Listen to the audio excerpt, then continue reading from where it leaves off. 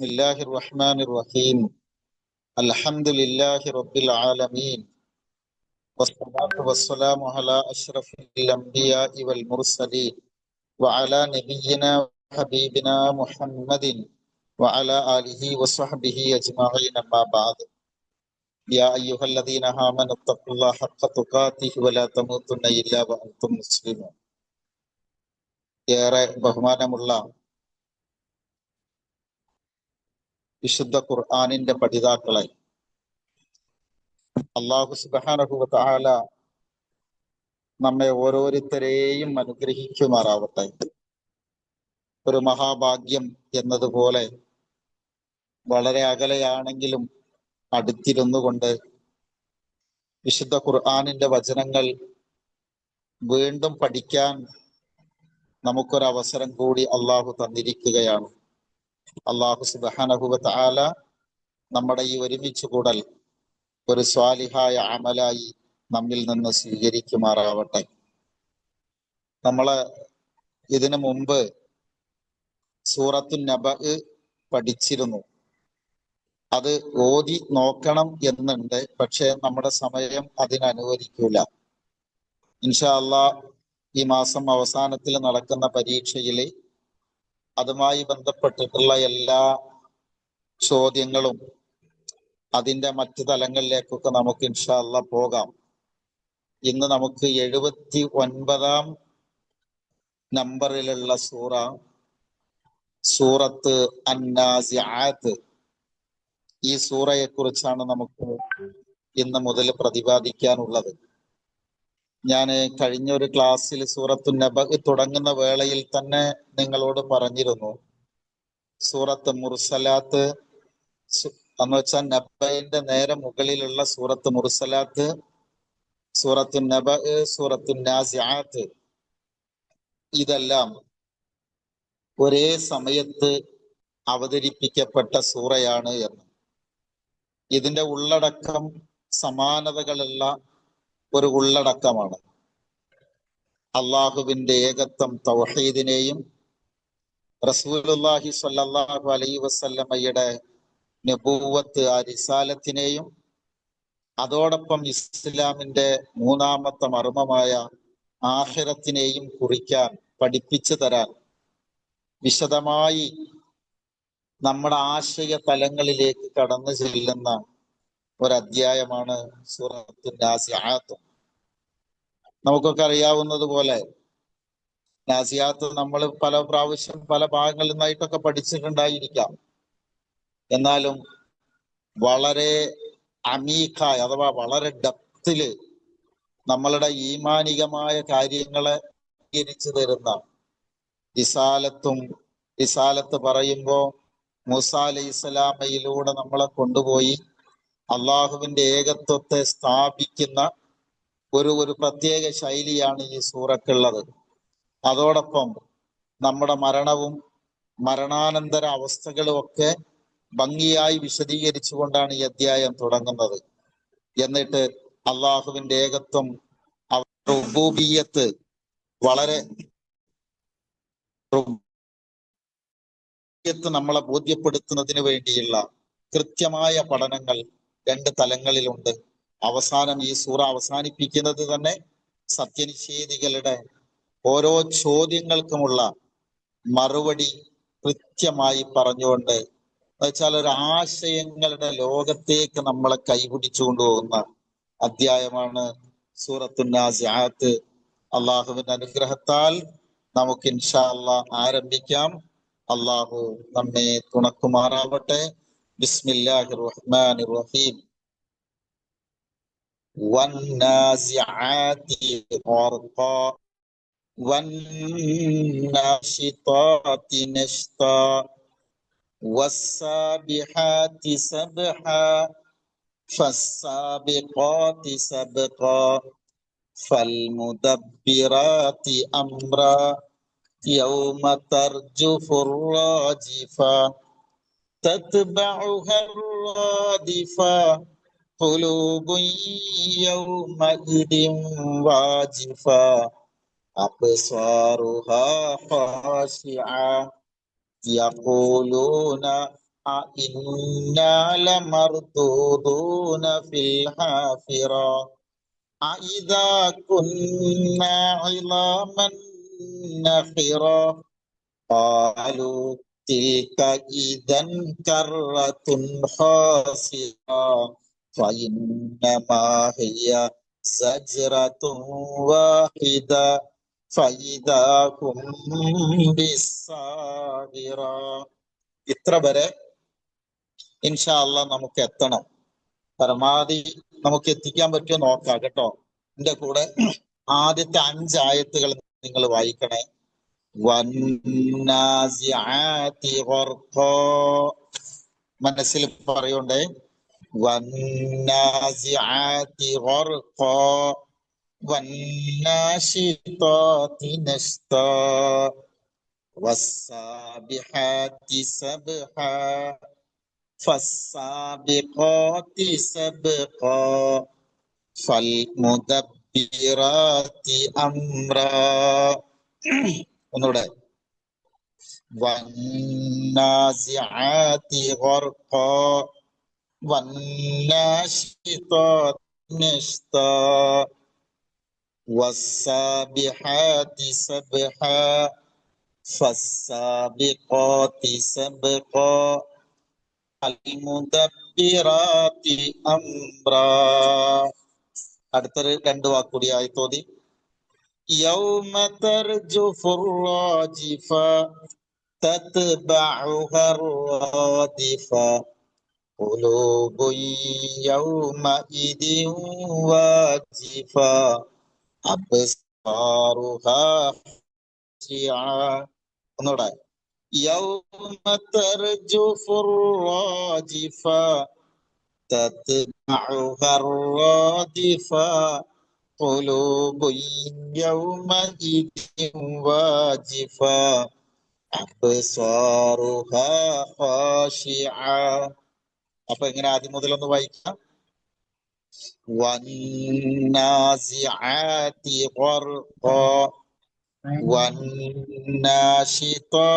നശ്താ വസ്സാബിഹാതി സബ്ഹാ ഫസ്സാബിഖാതി സബ്ഖാ ഫൽമുദബ്ബിറാതി അംറാ.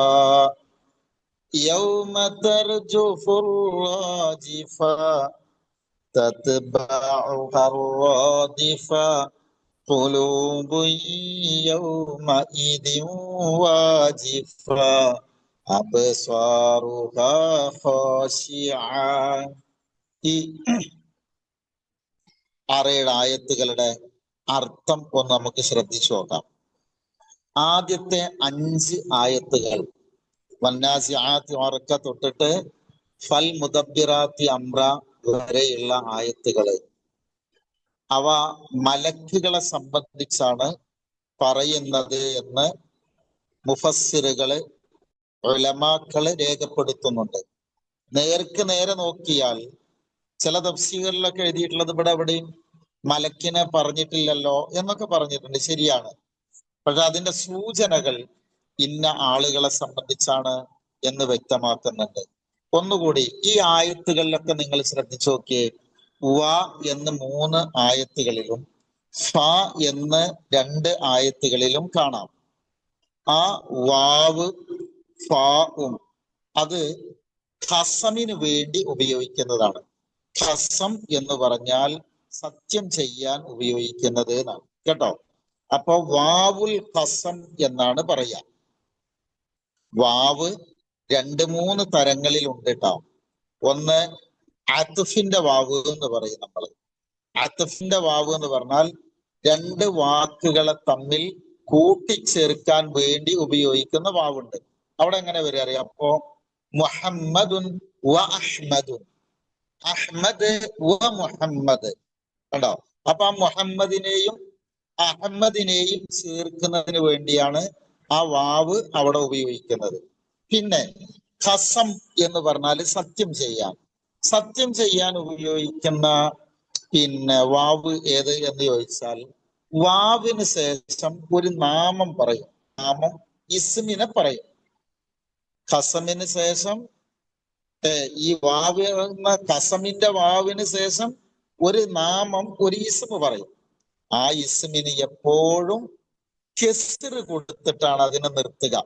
ഇപ്പൊ നിങ്ങൾ നോക്കിയേ, ഞാൻ അന്ന് നമ്മുടെ ക്ലാസ്സുകളിലൊക്കെ പങ്കെടുക്കുന്ന ആളുകൾക്കൊക്കെ അറിയാം, വാവ് വല്ലാഹു ഒരർത്ഥാണ്. വല്ലാഹി, വല്ലാഹി എന്ന് പറയുമ്പോ തന്നെ നിങ്ങൾക്ക് മനസ്സിലാവൂലേ? വല്ലാഹി ഞാൻ അങ്ങനെ പറഞ്ഞിട്ടില്ല കേട്ടോ, വല്ലാഹി വല്ലോ എന്ന് പറഞ്ഞ് നമ്മളിങ്ങനെ തലയിൽ ഇങ്ങനെ കൈവച്ചിട്ടുണ്ടെങ്കിൽ അതൊരു അത്ഭുതത്തിന് വേണ്ടി ഉപയോഗിക്കുന്നതാണ്. അപ്പൊ ആ വാവ് എന്തിനാ ഉപയോഗിക്കാതെ? അജബിന് വേണ്ടി ഉപയോഗിക്കുന്നതാണത്, അല്ലെ? വല്ലാഹി ഹി എന്നിങ്ങോട്ട് കാണുമ്പോഴാണ് അത് കസമാവുക. കസം എന്ന് പറഞ്ഞാൽ സത്യം ചെയ്യുന്നതാവുക കേട്ടോ. അപ്പൊ ഇവിടെ നോക്കി, വന്നാസിആതി വന്നാശിതാതി വസ്സാബിഹാതി ഫസ്സാബിഖാതി ഫൽമുദബ്ബിറാതി.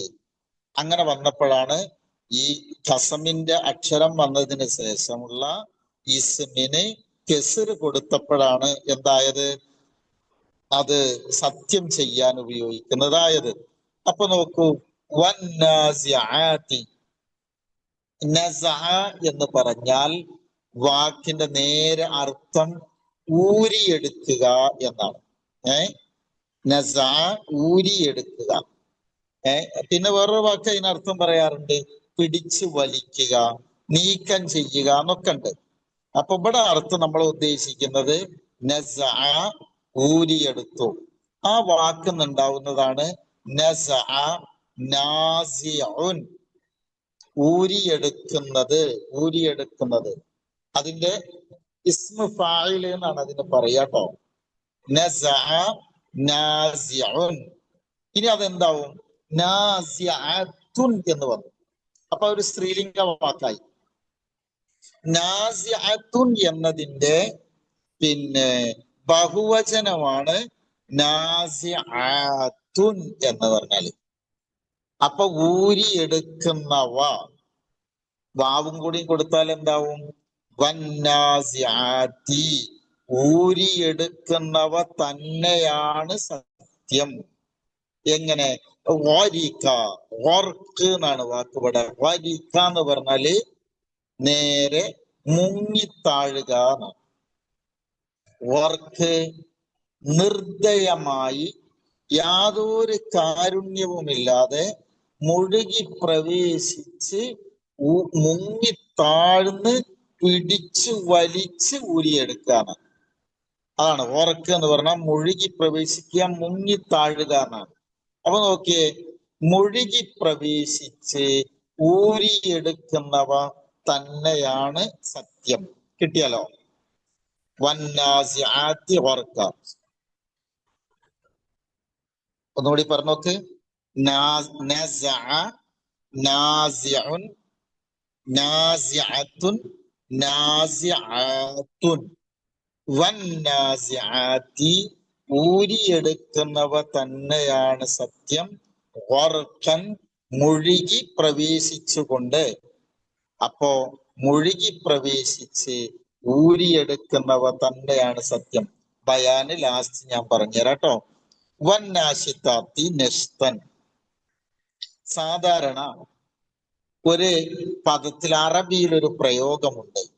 ഇപ്പൊ നശത്ത, ആ വാക്കുന്നുണ്ടായതാണ് നെഷ്ത് എന്ന് പറയുന്നത്. നെസ്ത്തിൽ നിന്നാണ് നശത്ത് ഉണ്ടായത്. നെഷ്ത് എന്ന് പറഞ്ഞ നേരെ ഉന്മേഷം എന്നാണ്.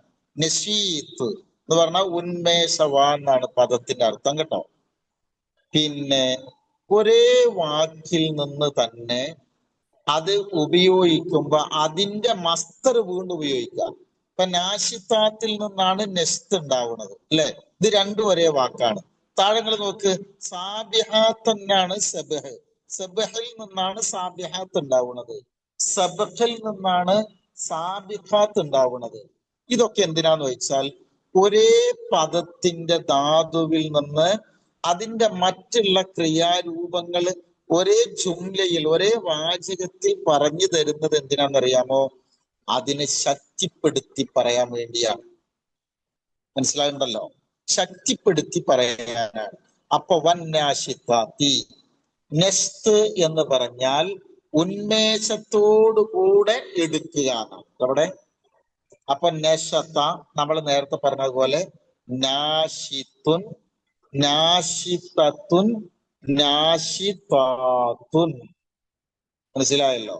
നശത്ത ഉന്മേഷത്തോടു കൂടെ കടന്നു പോവുക, വേഗം എടുക്കുക, അഴിച്ചു വിടുക, ഒരു കുടുസതയില്ലാതെ അഴിച്ചു വിടുക. അപ്പൊ നാശിത്ത് എന്ന് പറഞ്ഞാൽ അഴിച്ചു വിടുന്നവൻ.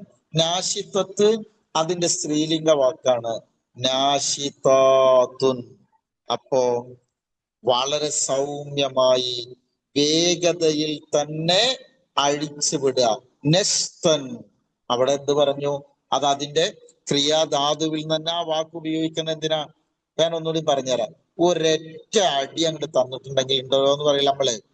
ആ അടിയുടെ കൂടെ ഒറ്റ എന്ന് ഉപയോഗിക്കുന്നത് എന്തിനാണ്? ആ അടിയെ ശക്തിപ്പെടുത്താൻ വേണ്ടിയാണല്ലോ. എന്നതുപോലെയാണ് ഈ വാക്ക് ഇവിടെ പറയുന്നത് കേട്ടോ.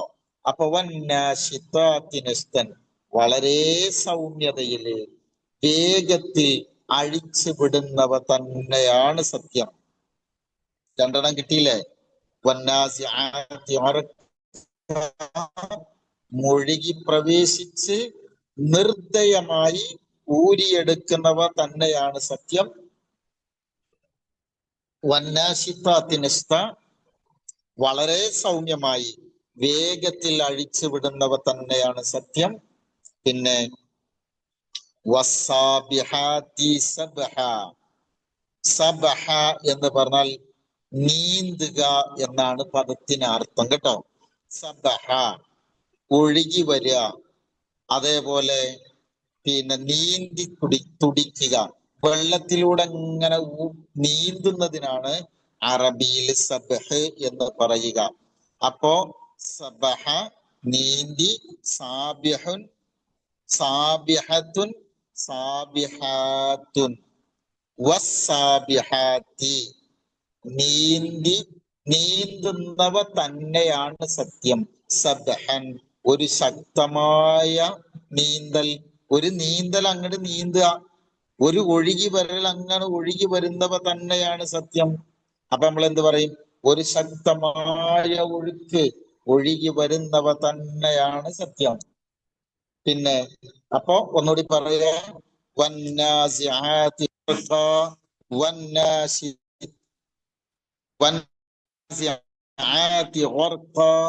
വന്നാശിതാതി നശ്ത വസ്സാബിഹാതി സബ്ഹ. മുഴുകി പ്രവേശിച്ച് നിർദ്ദയം ഊരിയെടുക്കുന്നവ തന്നെയാണ് സത്യം. സൗമ്യമായി വളരെ വേഗതയിൽ അഴിച്ചു വിടുന്നവ തന്നെയാണ് സത്യം. അതിശക്തമായ ഒരു ഒഴുകി വരൽ അങ്ങനെ ഒഴുകി വരുന്നവ തന്നെയാണ് സത്യം. എന്നിട്ടോ ഫസ്സാബിഖാതി സബ്ഖ, സബഖ കുതിച്ച് പായുക. മുസാബഖ നിങ്ങൾ കേട്ട പദമാണ്. മുസാബഖത്ത് എന്ന് പറഞ്ഞാല് മത്സരം എന്നാണ് പദത്തിന്റെ അർത്ഥം. മുസാബഖ, സബഖ മുന്നോട്ട് കുതിച്ചു പോവുക, ഓടുക എന്നാണ് പദത്തിന്റെ അർത്ഥം കേട്ടോ. അപ്പൊ സബഖയിൽ നിന്നാണ് സാബിഖ് വരിക കേട്ടോ. സബഖ, സാബിഖ്, സാബിഖത്ത്, സാബിഖാത്ത്, സബഖ്. എന്താ അർത്ഥം? അതിശീഘ്രമായ വിധത്തിൽ മുന്നോട്ട് കുതിച്ചു പോകുന്നവ തന്നെയാണ് സത്യം.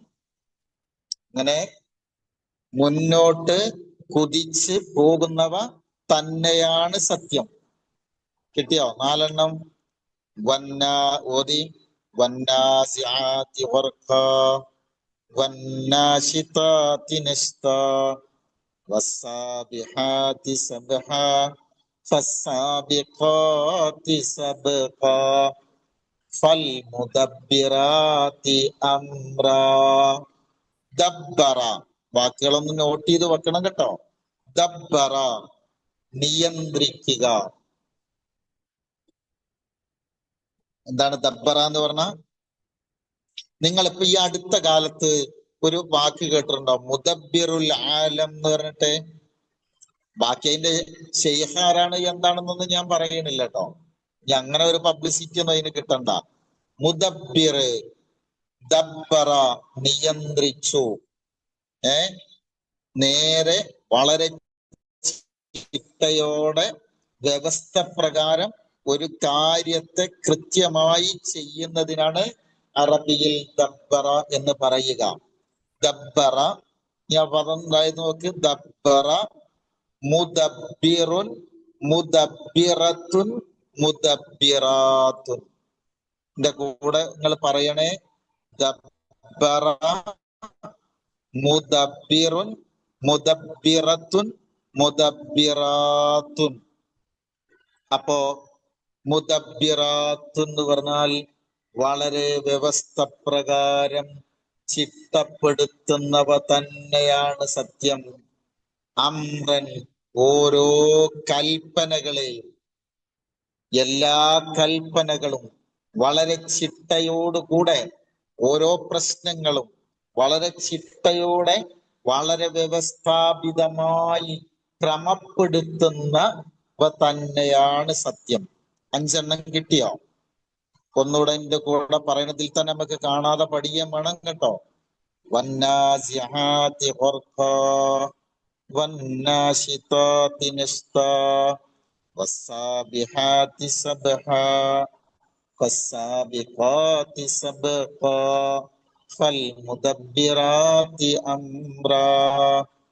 സഹോദരങ്ങളെ, നമ്മളിപ്പോ കുറെ നേരം ഏറെക്കുറെ ഒരു 10-20-25 മിനിറ്റോളം നമ്മൾ ഈ വിഷയം ഇങ്ങനെ പലതുമായിട്ട് ഇങ്ങനെ പറഞ്ഞു വന്നു.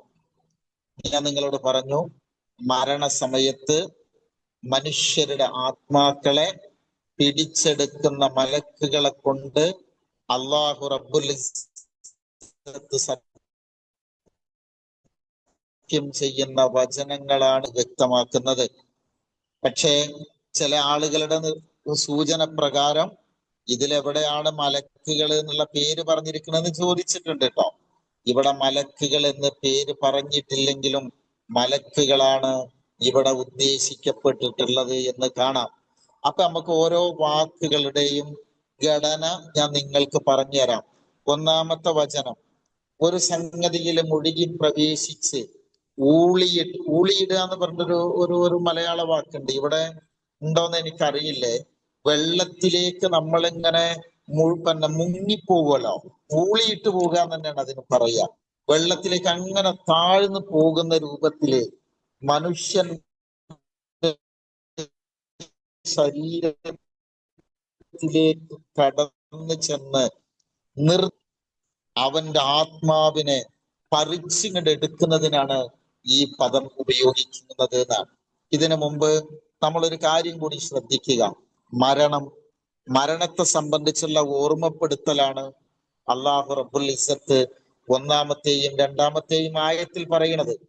3-ാമത്തെ 4-ാമത്തെ 5-ാമത്തെ ആയത്തുകള് മലക്കുകളുടെ പ്രകൃതവും മലക്കുകളുടെ സ്വഭാവങ്ങളും അവരുടെ കർമ്മ മേഖലകളും മണ്ഡലങ്ങളും രീതികളുമാണ് നമുക്ക് പറഞ്ഞു തരുന്നത്. അപ്പോ മരണത്തിന് ഒരു സക്കറാത്തുണ്ട് എന്നിപ്പോ നമ്മൾ കഴിഞ്ഞൊരു ക്ലാസ്സിൽ പഠിച്ചത് നിങ്ങൾ ഓർക്കുന്നുണ്ടാവും. മരണത്തിന്റെ വേദന, ആ വേദനയുടെ കൊടൂരത, അത് സഹിക്കാൻ നമ്മളെ കൊണ്ട് കഴിയില്ല. അതുകൊണ്ടാണ് നമുക്ക് താങ്ങാൻ കഴിയാവുന്നതിലപ്പുറം വരുന്ന വേദനകളെ നമ്മൾ പറയാറുള്ളത് മരണവേദന എന്ന് പറയും. നമ്മൾ ആരും അനുഭവിച്ചിട്ടല്ല അങ്ങനെ ഒരു പ്രയോഗം നടക്കുന്നത്. ഞാൻ മരിക്കാൻ തന്നെ അങ്ങ് തോന്നി, മരണവേദനയാണത്, സഹിക്കവയ്യാത്തൊരു സംഗതിക്കാണ് നമ്മൾ മരണവേദന എന്ന് ആലങ്കാരികമായി പറയാറുള്ളത്. ഇവിടെ എല്ലാ മനുഷ്യരും മരണത്തിന്റെ വേദന അനുഭവിക്കേണ്ടി വരും. കുല്ലു നഫ്സിൻ ദാഇഖത്തുൽ മൗത്ത്, അല്ലെ? ഇവിടെ ഒരു ക്ലാസ്സിൽ ഞാൻ പഠിപ്പിച്ചിട്ടുണ്ട് നിങ്ങളെ. ശരിക്ക് ദാഖ എന്ന് പറഞ്ഞാൽ രുചിക്കുക എന്നാണ് ആ പദത്തിന്റെ അർത്ഥം. രുചി, ലോകത്തുള്ള എല്ലാ രുചികള് നമ്മൾ എടുത്തു നോക്കിയാൽ എത്ര തരം രുചികളെ നമുക്ക് കാണാം. മരണം രുചിക്കുന്നാണല്ലോ അള്ള പറഞ്ഞത്. എത്ര തരം രുചിയുണ്ട്. മധുരമുണ്ട്, കയ്പുണ്ട്, ചവർപ്പുണ്ട്, പുളിയുണ്ട്, അല്ലെ? ഇങ്ങനെ നമ്മൾ എണ്ണിയാൽ ഒരുപാട് രുചികളെ നമുക്ക് കിട്ടും. അത്രയ്ക്ക് രുചിയുണ്ട്.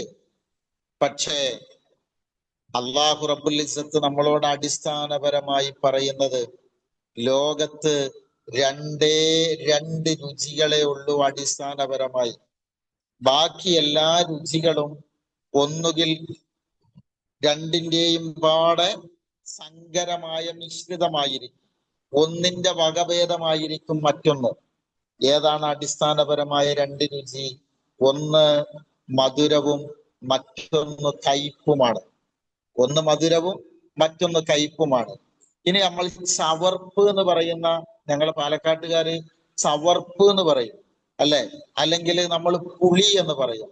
വേറെ ഏതെങ്കിലും ഒരു ടേസ്റ്റ് പറയുന്നത് ഇത് രണ്ടിന്റെയും പാടെ മിശ്രിതമായി വരുന്ന ഭാഗങ്ങളായിരിക്കും ഉണ്ടാവുക. ആണ് അതിന്റെ പ്രത്യേകത. അപ്പൊ അടിസ്ഥാനപരമായി രുചി എത്രണ്ണേ ഉള്ളൂ? രണ്ടെണ്ണേ ഉള്ളൂ. ഒന്ന് മധുരവും ഒന്ന് കയ്പും.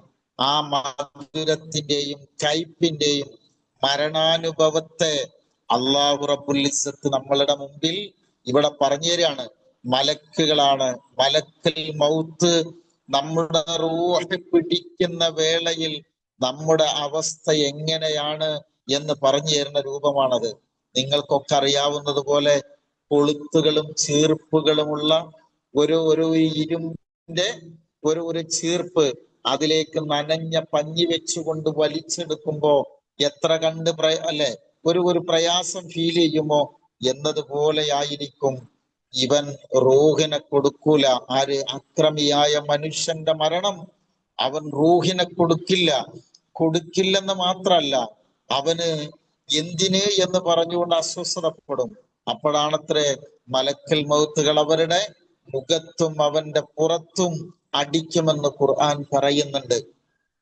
പ്രിയപ്പെട്ടവരെ, ഇത്തരത്തിലുള്ള എല്ലാ വേദനകളിൽ നിന്നും പ്രയാസങ്ങളിൽ നിന്നും അള്ളാഹു നമ്മെ ഓരോരുത്തരെയും നമ്മുടെ കുടുംബത്തെ മക്കളെയൊക്കെ കാത്തുരക്ഷിക്കുമാറാവട്ടെ. മരണം അള്ളാഹു നമുക്കൊരു എളുപ്പമുള്ള ഒരു മധുരോദ്ധാരമായ ഒരു അനുഭവമാക്കി അള്ളാഹു നമുക്കൊക്കെ അങ്ങനെ ഒരു മരണം പ്രദാനം ചെയ്യുമാറാവട്ടെ. ഞാൻ പറഞ്ഞത് കഷ്ടപ്പാടുള്ള മരണത്തെ കുറിച്ച് അള്ളാഹ് പറയാണ്. ഈ ആത്മാവിനെ പിടിച്ചെടുക്കുന്നതിന് വേണ്ടി അവന്റെ ശരീരത്തിലേക്ക് ആഴ്ന്ന് ചെന്ന് പെണ്ണങ്ങട്ട് ഊരിയെടുക്കും. അതാണ് മുഴുകി പ്രവേശിച്ച് ഊരിയെടുക്കുക എന്നതുകൊണ്ട് ഈ വചനം ഉദ്ദേശിക്കുന്ന. മലക്കുകൾ അത്ര തന്നെ പ്രയാസപ്പെട്ടനായിരിക്കും, ദ്രവൻ കൊടുക്കൂലല്ലോ, അങ്ങനെ വലിച്ചെടുക്കും. അടുത്തത് ഇതിന്റെ നേരെ വിപരീതമായ അനുഭവമാണ്.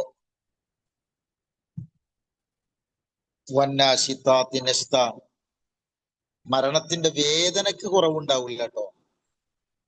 വേദന എല്ലാവരും അനുഭവിക്കണം. പക്ഷെ ആ വേദനയിലും ഒരു സുഖം ഉണ്ടാവും. ആ സുഖം എങ്ങനെയാണ്?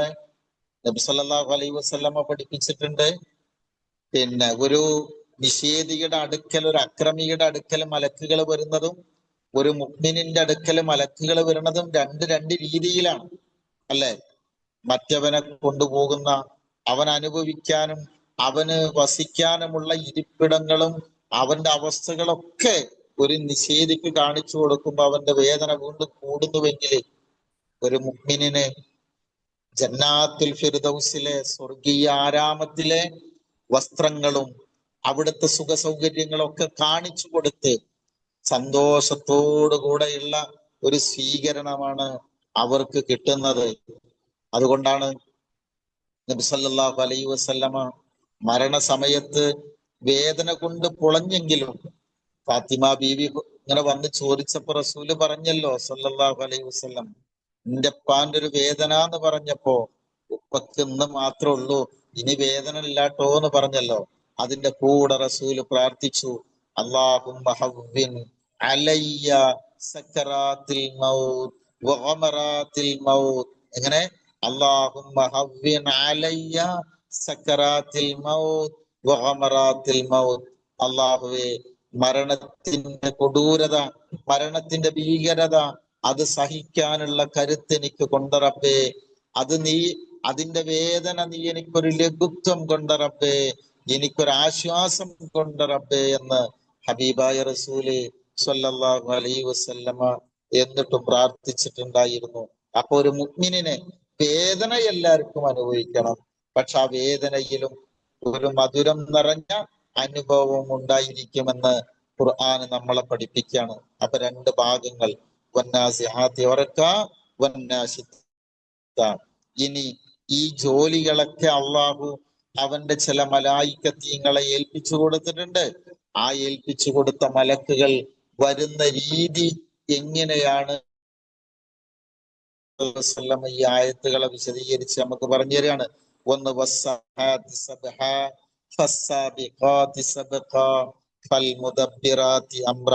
പ്രിയപ്പെട്ടവരെ, സബഹ എന്ന് പറഞ്ഞ ഞാൻ പറഞ്ഞല്ലോ നീക്കി വരിക എന്നാണ്. എന്ന് വെച്ചാൽ ഈ ഒന്നാം ആകാശത്ത് നിന്ന് രണ്ടാം ആകാശത്തിലേക്കുള്ള വഴിദൂരം എത്രയാണ്, അവിടെ നിന്ന് അങ്ങോട്ട് എത്ര വഴിദൂരം, അതിനൊക്കെ കുറിച്ച് ചില പഠനങ്ങളില് പിന്നെ ചില ഹദീസുകളിൽ നിന്ന് നമുക്ക് മനസ്സിലാകുന്നത് 500 കൊല്ലത്തിലധികം വഴിദൂരം നടന്നാലും എത്താത്ത അത്ര ദൂരങ്ങളുണ്ട് ഇവ തമ്മിൽ എന്നാണ്. എന്നാലോ സെക്കൻഡുകൾക്കുള്ളിൽ മലായികത്തീങ്ങൾ അവര് ആലമുൽ അർവാഹിൽ നിന്ന് ദത്തിച്ച് തിരിച്ചു വരുന്നു, ബൈത്തുൽ മഅമൂറിൽ നിന്ന് തിരിച്ചു വരുന്നു എന്നൊക്കെ പറയുമ്പോൾ നമുക്കൊരു ഒരു ഒരു ഒരു അതിശയോക്തി അതിൽ തോന്നുന്നുണ്ടോ? അതോ അങ്ങനെ ഇല്ലേ ഉണ്ടോ? ഒന്ന് നിങ്ങൾ ഈ മലക്കുകളുടെ തന്നെ എടുത്തു നോക്കി. മലക്കുകൾ സൃഷ്ടിക്കപ്പെട്ടിട്ടുള്ളത് പ്രകാശം കൊണ്ടാണ്, അല്ലെ? ഈ സാബിഹാത്തി സബഹ, സാബിഖാത്തി സബഖ എന്നുള്ളതാണ് ഞാൻ ഈ പറഞ്ഞു തരുന്നത്. മലക്കുകൾ സൃഷ്ടിക്കപ്പെട്ടിട്ടുള്ളത് പ്രകാശം കൊണ്ടാണ്. അപ്പോ ഈ പ്രപഞ്ചത്തിലെ ഏറ്റവും വേഗതയിൽ സഞ്ചരിക്കുന്ന വസ്തു ഏതാണ്? നിങ്ങൾ ആലോചിച്ച് നോക്കിയേ. ഒരു സെക്കൻഡിൽ പ്രകാശരശ്മി എത്ര കിലോമീറ്റർ സഞ്ചരിക്കും? 3 ലക്ഷം കിലോമീറ്റർ ആണ് ഒരു സെക്കൻഡിൽ സഞ്ചരിക്കുക. അപ്പോ അള്ളാഹു റബ്ബുൽ ഇസ്സത്ത് ഇവരുടെ സൃഷ്ടിപ്പിന്റെ രീതി കേട്ടോ ഞാൻ പറഞ്ഞത്. ഈ മലക്കുകള് എത്ര അകലെയാണെങ്കിലും നിർദ്ദിഷ്ട സ്ഥലത്ത് എത്തിച്ചേരാൻ അവരുടെ പ്രകൃതം അനുസരിച്ച് എത്ര നേരം വേണ്ടിവരും, അല്ലെ? ഒരു സെക്കൻഡ് എന്ന് പറയുന്നത് ഈ പ്രപഞ്ചത്തിൽ നിസ്സാരമായ സമയമല്ലട്ടോ. നമ്മളിപ്പോ ക്ലാസ് തുടങ്ങിയിട്ട് 35 മിനിറ്റ് കഴിഞ്ഞു, 35-40 മിനിറ്റ് ആവാനായി. അതില് ഇൻറ്റു 60 സെക്കൻഡുകൾ അത്രയും വരും. നിങ്ങൾ ആലോചിച്ചൊക്കെ, ഒരു സെക്കൻഡ് എന്ന് പറയുന്നത് ഈ പ്രപഞ്ചത്തിൽ ഒരു നിസ്സാരമായ സമയമല്ല. ആ സമയത്തിലാണ് ഒരു പ്രകാശ ബിന്ദു, ഒരു രേഖ എന്ത് ചെയ്യുന്നത്, ഒരു രശ്മി 3 ലക്ഷം കിലോമീറ്റർ വേഗതയിൽ സഞ്ചരിക്കുന്നത്. അപ്പൊ പ്രകാശം കൊണ്ട് സൃഷ്ടിക്കപ്പെട്ട മലായികത്തീങ്ങൾക്ക് 7-ാം ആകാശത്ത് നിന്ന് ഈ ഇങ്ങോട്ട് പാഞ്ഞെത്താൻ എത്ര സമയം വേണം, എത്ര നേരം വേണം? വേണ്ടല്ലോ, വളരെ വേഗത്തിലെത്തൂലേ? അതാണ് അല്ലാഹു റബ്ബുൽ ഇസ്സത്ത് പറഞ്ഞത്, വസ്സാബിഹാത്തി സബ്ഹ. അവർ അങ്ങനെ നീന്തി തുടിച്ചു കൊണ്ടിരിക്കുകയാണ്, ഒഴുകി വരുന്നത് പോലെ അങ്ങനെ വരുന്ന അത്ര സ്പീഡിലാണത് വരിക. എന്നിട്ടോ കുതിച്ചു പായുന്നവയാണവ. എന്നിട്ടോ ഫൽ മുദബ്ബിറാത്തി അംറ. ഓരോ വിഷയങ്ങളെയും എങ്ങനെയാണ് നിയന്ത്രിക്കേണ്ടത് എന്നതിനെ സംബന്ധിച്ച് കൃത്യമായ രേഖകളും വ്യവസ്ഥകളും അവരുടെ മുമ്പിൽ ഉണ്ട് എന്ന് അല്ലാഹു റബ്ബുൽ ഇസ്സത്ത് നമ്മളെ പഠിപ്പിക്കുകയാണ്. അപ്പൊ നിങ്ങളൊന്ന് ആലോചിച്ച് നോക്കിയേ. മുദബ്ബിറാത്ത്, ഭൂമിയിൽ അല്ലാത്തടത്ത് എവിടെയാവട്ടെ ഒരു കാര്യം നടപ്പിലാക്കുവാൻ അള്ളാഹു കൽപ്പിച്ചിട്ടുണ്ടെങ്കിൽ ആ കാര്യങ്ങളെല്ലാം ചിട്ടയും പരിപാടിയും അനുസരിച്ച് മലക്കുകൾ കൃത്യമായി നടത്തുന്നു. കാരണം എന്താണ്?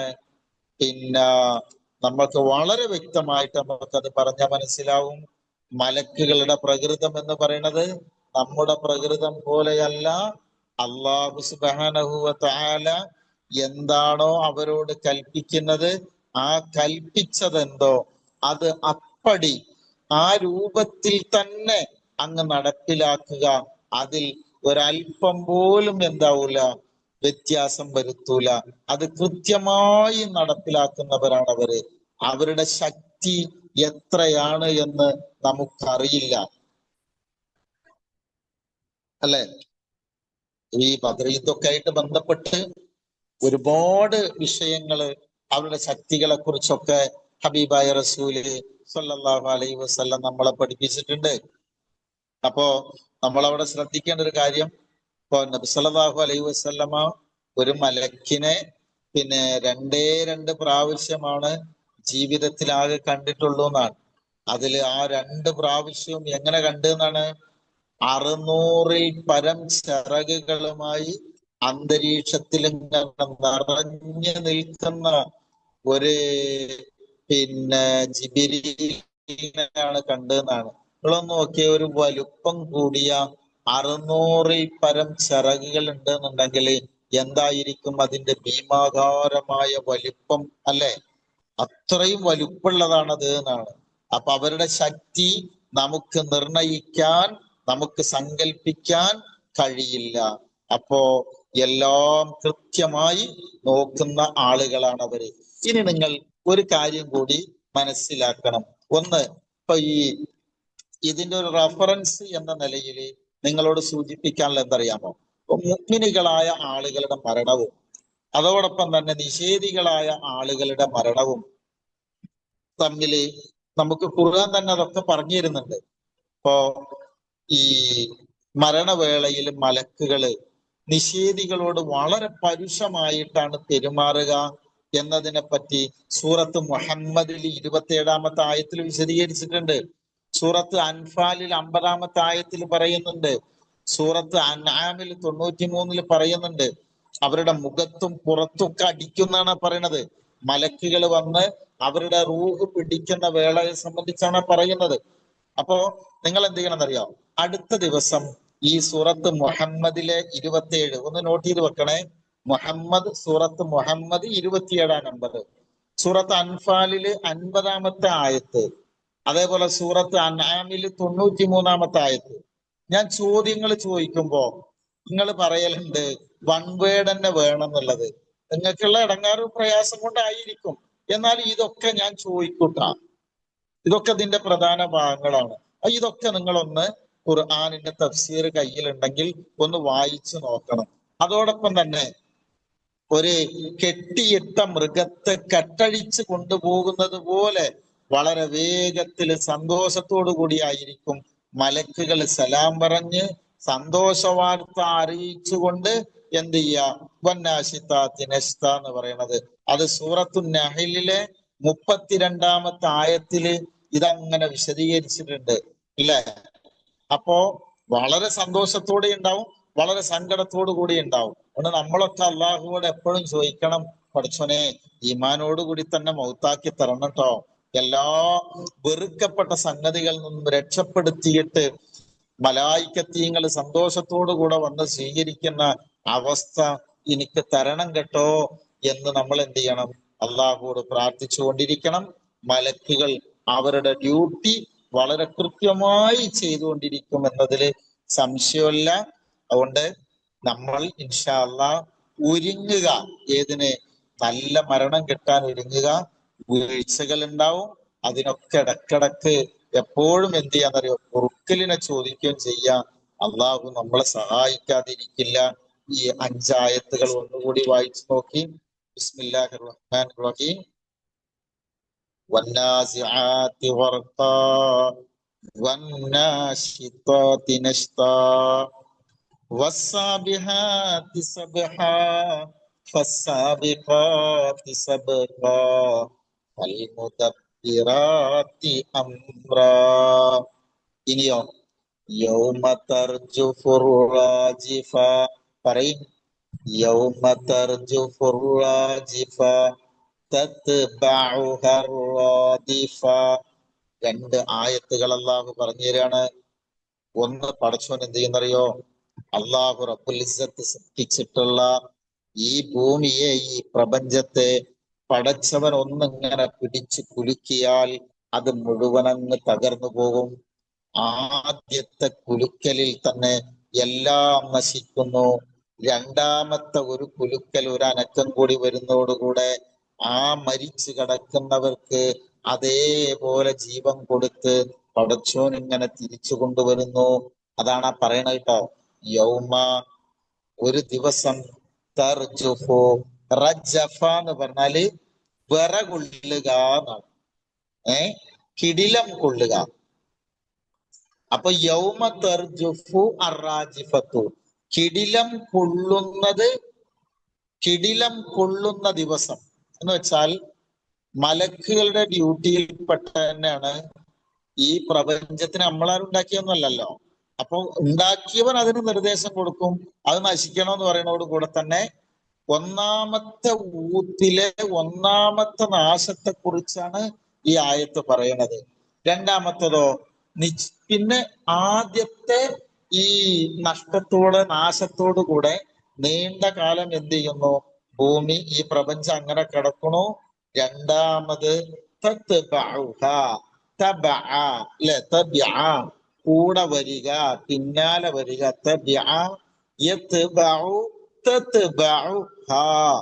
ആ വിറകൊള്ളുന്നതിന്റെ കൂടെ തന്നെ തുടർന്ന് വരും. റാദിഫത്തു, റാദിഫത്ത് എന്ന് പറഞ്ഞ പിന്നാലെ വരുന്നത്, തുടർന്ന് വരുന്നത്, പിന്നാലെയുള്ളത് അതിന്റെ കൂടെ വരികയും ചെയ്യും. വളരെ സിമ്പിളാണ്. ഇതിലൊരു പ്രശ്നമല്ല, ഒരു പ്രയാസമല്ല നമുക്ക് മനസ്സിലാക്കാൻ. കാരണം ആദ്യം ആരാണോ അതിനെ നശിപ്പിക്കുന്നത് അവർക്ക് തന്നെ അതിന് പുനർജന്മം നൽകാനും കഴിയും. ആരാണോ ഇതിനെ സംവിധാനിക്കുന്നത് ആ സംവിധായകന് കൃത്യമാണ് അതിന് എന്ത് ചെയ്യാനുമുള്ള അധികാരം അവരുടെ കയ്യിലുണ്ട്. അതാണ് ഒന്നാമത്തെ ഖിയാമത്ത് നാളിന്റെ പിന്നെ തുടക്കവും. പിന്നെ എന്ത് ചെയ്യുന്നു? ഖിയാമത്ത് നാളോടുകൂടെ ഈ ലോകം ഒന്നിച്ചില്ലാണ്ടാവുന്നു. പിന്നെ രണ്ടാമത് നമുക്കൊരു ഉയർത്തെഴുന്നേൽപ്പ് നാള് തരുന്നു. അതാണ് നമ്മൾ കഴിഞ്ഞ സൂറത്തിൽ പറഞ്ഞില്ലേ, ഓർക്കണില്ലേ? ഇതിനൊന്നും ഈ ബയാൻ തരേണ്ട ആവശ്യമില്ല കേട്ടോ. മുമ്പ് പഠിച്ചു പോയ ആയത്തുകൾ ഇങ്ങനെയാണ് എന്നാണ് ആ പറഞ്ഞ മതി. ഇന്ന യൗമൽ ഫസ്ലി കാന മീഖാത യൗമ യുൻഫഖു ഫിസ്സൂരി ഫതഅതൂന അഫ്വാജ. അല്ലേ? ആ ഒരൊറ്റ വിളിയോടുകൂടെ നിങ്ങൾ എന്ത് ചെയ്യും? പിന്നാലെ ഇങ്ങോട്ട് തുടർന്ന് വരും. അപ്പൊ സഹോദരങ്ങളെ, ഇനിയുള്ളത് വേറൊരു വിഷയമാണ്. ഇൻഷാ അല്ലാഹ് അത് നമുക്ക് ഞാൻ പറഞ്ഞു തരാം. അതിന്റെ മുമ്പ് ഇത്രയും ആയത്തുകൾ ഒന്നുകൂടെ വായിക്കും. ബിസ്മില്ലാഹിർ റഹ്മാനിർ റഹീം. വന്നാസിആതി ഗർഖാ വന്നാശിതാതി നശ്താ വസ്സാബിഹാതി സബ്ഹാ ഫസ്സാബിഖാതി സബ്ഖാ ഫൽമുദബ്ബിറാതി അംറാ യൗമ തർജുഫുർ റാജിഫ തത്ബഉഹർ റാജിഫ. പരലോകത്തിന്റെ സംഭവ്യതകളും നടക്കാനിരിക്കുന്ന കാര്യങ്ങളൊക്കെയാണ് ഇത്ര നേരം നമ്മൾ പഠിച്ചത്. ഇൻഷാ അല്ലാഹ് ഇന്നത്തെ ക്ലാസ് ഇവിടെ ഞാൻ നിർത്തുകയാണ്. നമുക്ക് ഇത്രയും ആയത്തുകൾ നിങ്ങൾ കൃത്യമായി പഠിക്കണം. ഇത്ര 7 ആയത്ത് നിങ്ങൾ നന്നായി ഊതിത്തരണം. ബാക്കി കാര്യങ്ങൾ ഇൻഷാ അല്ലാഹ് ഞാൻ അടുത്ത ക്ലാസ്സിൽ നിങ്ങളെ അറിയിക്കാം. ഇൻഷാ അല്ലാഹ് നമ്മൾ അല്ലാഹുവോട് ഇന്നത്തെ ഈ ആയത്തും നമുക്ക് കിട്ടേണ്ടത് മലക്കുകളുടെ ഇണക്കം കിട്ടി, മലക്കുകളുടെ സന്തോഷ വാർത്ത കിട്ടി, അവരോട് അടുത്ത് നിന്ന് സന്തോഷത്തോടെ തന്നെ നമുക്ക് ഈ ലോകത്ത് നിന്ന് പിരിഞ്ഞു പോവാൻ നമുക്ക് സാധിക്കണം. അല്ലെ? അവരുടെ ആശീർവാദം കിട്ടിപ്പോകണം, അവരുടെ സലാം കിട്ടിപ്പോകണം, പ്രയാസങ്ങളില്ലാതെ തിരിച്ചു പോകണം. അതിന് അല്ലാഹുവോട് നമ്മൾ എപ്പോഴും പ്രാർത്ഥിച്ചു കൊണ്ടിരിക്കണം. അതായിരിക്കണം നമ്മുടെ ജീവിതത്തിന്റെ ലക്ഷ്യം. ഈ അള്ളാഹു നമ്മളെ ജനിപ്പിച്ചതുപോലെ നമുക്കൊരു മരണമുണ്ട്. ഈ പ്രപഞ്ചത്തിനൊരു തുടക്കമുള്ളതുപോലെ ഈ പ്രപഞ്ചത്തിനൊരു അവസാനമുണ്ട്. ഈ അവസാനത്തോടു കൂടി ഇത് അവസാനിക്കുകയല്ല, അടുത്ത ഘട്ടത്തിലേക്ക് അത് കടക്കും.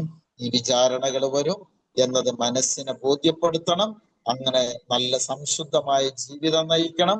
അങ്ങനെ നെറ്റി വിയർത്ത് സന്തോഷത്തോടുകൂടെ ജീവിച്ചു കൊണ്ടിരിക്കെ തന്നെ അള്ളാഹുവിനെ കണ്ടുമുട്ടാൻ നമുക്ക് തൗഫീക്ക് കിട്ടണം. അതിന് നമ്മൾ ചോദിക്കണം, അല്ലാഹുമ്മ ഇന്നി അസ്അലുക തൗഫീഖൻ ഫിഅലൽ ഖൈറാത്തി വതർക്കൽ മുൻകറാത്തി. പടച്ചോനെ, നല്ലത് ചെയ്യാനുള്ള തൗഫീഖിനെ കൊണ്ടാണ് നമ്മൾ ചോദിച്ചുകൊണ്ടേയിരിക്കണം. ആ ചോദ്യം ആയിരിക്കും അള്ളാഹു കബൂല് ചെയ്യാം. അപ്പൊ മലക്കുകളുടെ ഇണക്കം കിട്ടി, അവരുടെ തലോടൽ കിട്ടി, അവരുടെ സ്വർഗ്ഗത്തിൽ നിന്നുള്ള ആ സ്ഥാനത്തെ കുറിച്ചുള്ള അറിയിപ്പ് കിട്ടി. ഈ ലോകത്തോട് വിട പറയാൻ നമുക്കൊക്കെ അള്ളാഹു തൗഫീഖ് നൽകുമാറാവട്ടെ, നമ്മളെ അവൻ അനുഗ്രഹിക്കുമാറാവട്ടെ. ഇന്നത്തെ എടുത്ത ആയത്ത് ഒന്നുകൂടി വായിക്കി. ബിസ്മില്ലാഹിർ റഹ്മാനിർ റഹീം. والنازعات غرقا والناشطات نشطا والسابحات سبحا فالسابقات سبقا فالمدبرات أمرا يوم ترجف الراجفة تتبعها الرادفة. അള്ളാഹു നമ്മെ അനുഗ്രഹിക്കുമാറാവട്ടെ. വസല്ലല്ലാഹു തആല വസല്ലമ അലാ ഖൈരി ഖൽഖിഹി നബിയിനാ മുഹമ്മദ് വൽഹംദുലില്ലാഹി റബ്ബിൽ ആലമീൻ. സുബ്ഹാനകല്ലാഹുമ്മ വബിഹംദിക് അഷ്ഹദു അൻ ലാ ഇലാഹ ഇല്ലല്ലാഹ് അസ്തഗ്ഫിറുല്ലാഹ് വഅതൂബു ഇലൈക്. അസ്സലാമു അലൈക്കും വറഹ്മത്തുള്ളാഹി വബറകാതുഹു.